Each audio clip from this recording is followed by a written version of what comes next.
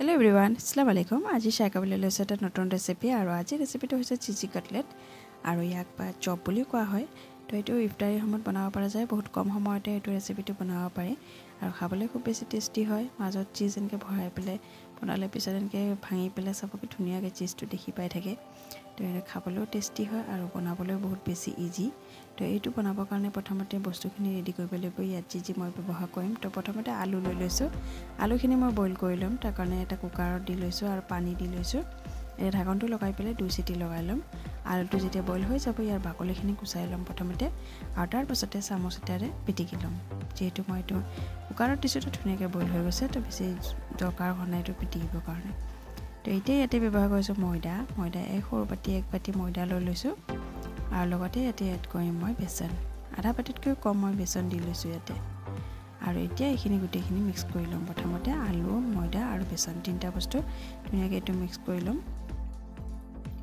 আৰু এইখিনি মিক্স কৰি লৈছোঁ ভালকৈ। আৰু এতিয়া ইয়াৰ পাছত বস্তুখিনি এড কৰিম। তাৰ কাৰণে মই এটা সৰু পিঁয়াজ লৈ লৈছোঁ আৰু পিঁয়াজটো একেবাৰে সৰু সৰুকৈ কাটি লৈছোঁ। একদম মানে সৰু সৰুকৈ ডাঙৰকৈ কাটিলে থাকি যাব বা ফ্ৰাই কৰাৰ সময়ত প্ৰব্লেম হ'ব পাৰে, সেইকাৰণে সৰু সৰুকৈ কাটি লৈ এতিয়া এইখিনি মই ইয়াতে এড কৰি দিম। এতিয়া এইখিনি ইয়াত দি লৈছোঁ আৰু লগতে এতিয়া দিম মই ইয়াতে পালেং শাক বা ধনিয়া পাতো দিব পাৰে। পালেং শাক এনেকৈ কাটি সৰু সৰুকৈ দি লৈছোঁ। লগতে চাট মছলা দি লৈছোঁ, ৰেড চিলি পাউডাৰ আৰু ব্লেক পেপাৰ, জালুকৰ গুড়ি বুলি যে কয় সেইটো, আৰু লগতে দিছোঁ নিমখ সোৱাদ অনুসৰি। যিমানখিনি বস্তু আছে সেই পৰিমাণত মই নিমখ দিছোঁ, বেছি নিদিব, তিতা লাগিব মানে। আৰু এতিয়া হৈ গ'ল এইখিনি দিয়া আৰু এতিয়া এইখিনি ভালকৈ মিক্স কৰি ল'ম। কাৰণ এইটো প্ৰথমতে মিক্স কৰি পেলাই তাৰপাছত মঠিলে মানে কি হয় বস্তুটো নিমখটো পূৰা মানে গোটেইখিনিত পৰে আৰু নহ'লে ক'ৰবাত কম ক'ৰবাত বেছি হৈ যাব। এতিয়া ইয়াতে এড কৰিছোঁ তেল 3 চামুচ মান তেল এতিয়া এড কৰি দিম। আৰু তেলটো দিলে ভাল হয়, বস্তুটো ক্ৰেক নাথাকে কোনো ধৰণৰ। আৰু এতিয়া এইখিনি মঠি ল'ম। মঠা হৈ গৈছে, এইটো ভালকৈ একদম আটা মঠাৰ নিচিনা, ৰুটি বনোৱাৰ নিচিনাকৈ মঠি লৈছোঁ ভালকৈ। এতিয়া মঠা হোৱাৰ পাছত এতিয়া মই এইটো শ্বেপত দিম। যেনেকৈ শ্বেপত মই বনাম, মই চেণ্ডউইচৰ শ্বেপত বনাম প্ৰথমতে, তাৰপাছতে মই চপৰ শ্বেপত বনাম। তো প্ৰথমতে চেণ্ডউইচৰ শ্বেপৰ কাৰণে এনেকৈ বেলনাটো লৈ পেলাই বহাই দিছোঁ হাতেৰে এনেকৈ মাৰি মাৰি পেলাই, বা এইটো বেলনখন লৈ পেলাই ৰুটি বেলাৰ নিচিনা বেলি ল'লেও হয়, কিন্তু সেনেকৈ বেলিলে আকৌ পাতল হৈ যায় বস্তুটো বেছি, তো সেইকাৰণে এনেকৈ কৰিলে ভাল হয়। তো এতিয়া এইখিনি মই এনেকৈ কটাৰী এটাৰে কাটি লৈছোঁ। প্ৰথমে মাজেৰে কাটিছোঁ, আকৌ এনেকৈ মাজেৰে ছাইডেৰে দিছোঁ, আকৌ এনেকৈ তেনেকৈ 4 ফালৰ পৰা 4 ভাগত কাটি লৈছোঁ আৰু 4 ভাগৰ পৰা মই এনেকৈ উঠাই ল'ম। তেল ব্যৱহাৰ কৰাৰ কাৰণে ধুনীয়াকৈ উঠি যাব, কোনো লাগি নাথাকে। এয়া দেখিছে। আৰু যদি অলপ শ্বেপটো তেৰা বেৰা হয়, কটাৰী বা চামুচ লৈ পেলাই বা চিধা কৰি দিলে হয়, এনেকৈ লগাই দিলে চিধা হৈ যায়। বাছ এইটো হৈ গ'ল মোৰ। এনেকৈ উঠাই ল'লোঁ। এতিয়া বাকী যিখিনি আছে গোটেইখিনি উঠাই ল'ম। উঠাওঁতে অলপ তেৰা বেকা হয়, একো কথা নাই, পিছত ঠিক হৈ যায়, ঠিক কৰি দিব পাৰে যায়। তো ইয়াতকৈ বেলেগ শ্বেপতো বনাব পাৰে, 4 কোণৰ শ্বেপতো বনাব পাৰে, নিজৰ নিজৰ ইচ্ছা কেনেকৈ বনায়। এনেকৈ বনাই পেলাই ফ্ৰাই কৰি খাবচোন, খুব বেছি টেষ্টি হয়। আৰু এতিয়া এনেকৈ এইখিনি কৰি ল'লোঁ। গোটেইখিনি উঠাই ল'ম এনেকৈ কাটি কাটি পেলাই। বাছ যদি এনেকৈ গোল বনাই পেলাই 4 ভাগত কাটি দিয়ে, তো ব্ৰেডৰ শ্বেপত হৈ যায়। এনেকৈও বনাব পাৰে। এতিয়া মই এটা বেলেগ শ্বেপ দিম, যিটো কৈছোঁ মই চপ। তো মাজত এনেকৈ চিজ ভৰাই দিম, সেইখিনিতে চিজটো ভৰাই দিছোঁ আৰু লগতে এনেকৈ টিপি পেলাই সোমোৱাই দিছোঁ, যাতে বস্তুটো ওলাই নাহক। আৰু এনেকৈ ৰাউণ্ড কৰি লৈছোঁ হাতেৰে, যাতে ক্ৰেক নাথাকে। সেইকাৰণে অলপ দেৰি কৰিলে মানে হাতেৰে এনেকৈ মঠি দিলে বস্তুটো ধুনীয়াকৈ লাগি যায় আৰু ক্ৰেকো নাথাকে। তো এনেকৈ মই এইটো শ্বেপত কেইটামান বনাই ল'ম।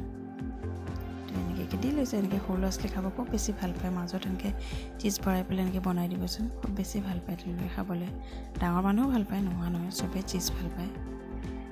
তো এনেকৈ বনাই লৈছোঁ। তো হৈ গ'ল এইখিনি এনেকৈ বনোৱা এইটো শ্বেপত। দেখিছে গ্ৰীণ ধনিয়া পাত লগতে পিঁয়াজ চব দেখি পাই আছে।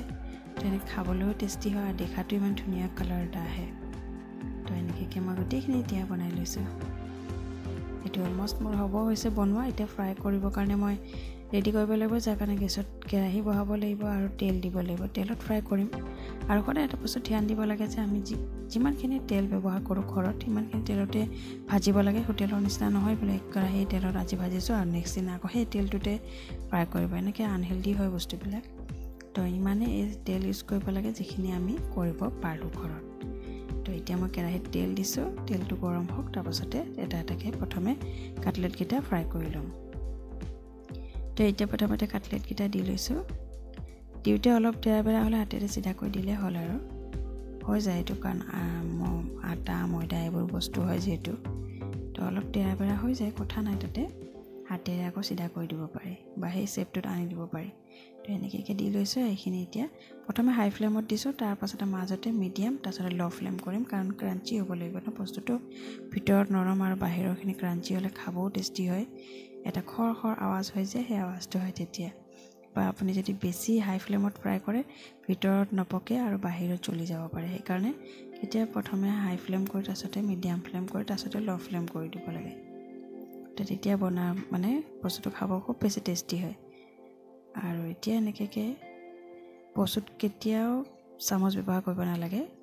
প্ৰথম অৱস্থাত প্ৰথমতে লৰাই দিব লাগে, মানে কেৰাহীটো ধৰি পেলাই লৰাই দিব লাগে। তো এতিয়া হৈ গ'ল এইখিনি। এতিয়া যেতিয়া অলপ অলপ ফ্ৰাই হোৱাৰ পাছতে মই চামুচটো ইউজ কৰিছোঁ বা চালনীখন ইউজ কৰিছোঁ। এইটো পুৰি ভজা বুলি কয় যে, এইটোৰে কৰিলে কি হয় বস্তুটো তেলখিনি লাগি নাথাকে। তো এতিয়া এনেকৈ মই এইটো ফ্ৰাই কৰি লৈছোঁ। এতিয়া একদম ল' ফ্লেম কৰি দিম যাতে ভিতৰলৈকে পকি যায়। তো এতিয়া মোৰ একেবাৰে পূৰা কালাৰত আহি গৈছে আৰু ফ্ৰাই হৈ গৈছে গোটেইখিনি। তো এতিয়া এইখিনি উঠাব হৈ গ'ল, এইখিনি উঠাই ল'ম এতিয়া। দেখিছে ধুনীয়াকৈ বেলেগ বেলেগ মানে এনেকৈ গ্ৰীণ ব্ৰাউন এনেকৈ দেখি আছে। এইবোৰ পাত পিঁয়াজ সেইবোৰ বস্তুবিলাকো যে পকি গৈছে সেইকাৰণে। তো এইখিনি মোৰ অলমষ্ট হৈ গ'ল। এতিয়া মই এইখিনি উঠাই ল'ম, জাৰি চেকি পেলাই, মানে তেলখিনি যাতে লাগি নাথাকক সেইকাৰণে। কাৰণ তেল বেছি খোৱাও আমাৰ শৰীৰৰ কাৰণে ভাল নহয়। এতিয়া বাকী যিখিনি বস্তু আছে, যিখিনি মই ব্ৰেডৰ শ্বেপত বনাইছিলোঁ, চেণ্ডউইচৰ শ্বেপত, সেইখিনি এতিয়া বনাই ল'ম। এইখিনি এতিয়া দি লৈছোঁ।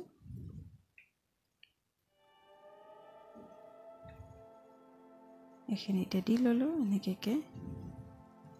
এটা এটাকৈ। আৰু এইটো দিওঁতে হ'লে মানে কি হয় অলপ তেৰা বেৰা হৈ যায়, একো নাই, এইখিনিও হাতেৰে কৰি ল'ব পৰা যায়। তো এইখিনি এতিয়া দিয়া হ'ল। এইখিনিও বেছি সোনকালে টাইম নালাগে, এইটো ফ্ৰাই হওঁতে সোনকালে হৈ যায়। কাটলেটটো অলপ সময় লাগে কাৰণ ভিতৰলৈকে পকিব লাগে যে, সেইকাৰণে। তো এইখিনি হৈ গ'ল মোৰ ফ্ৰাই। এইখিনি মই এতিয়া উঠাই ল'ম। তো এইখিনি উঠাই লৈছোঁ আৰু বাকী যিখিনি আছে সেইখিনিও মই ফ্ৰাই কৰি ল'ম এনেকৈ। ক'ত তেলৰ কালাৰ কিবা আছিলে, কিবা হৈ গ'লগৈ, দেখিছে ধুনীয়াকৈ হৈ গৈছে। তো এতিয়া বাকী যিখিনি আছে সেইখিনিও মই ইয়াতে ফ্ৰাই কৰি ল'ম। এনেকৈ যদি আপোনালোকে বনোৱা নাই বনাই চাবচোন। গধূলি চাহৰ খোৱা সময়ত বা ইফতাৰীৰ সময়ত বা যিকোনো সময়ত বা চাহৰ লগতো খাব পাৰে। তো এনেকৈ খাবলৈও টেষ্টি হয়। আৰু এইটো কিছুমানে ব্ৰেডেৰে বনায় বা ঘৰত যদি আটা আছে আটাৰে বনাব পাৰে। তো এতিয়া এইখিনিও মোৰ ফ্ৰাই অলমষ্ট হৈ যাব আৰু হ'বই হৈছে। তো হৈ গ'ল এইখিনি ফ্ৰাই। তো এইখিনি এতিয়া মই উঠাই ল'ম।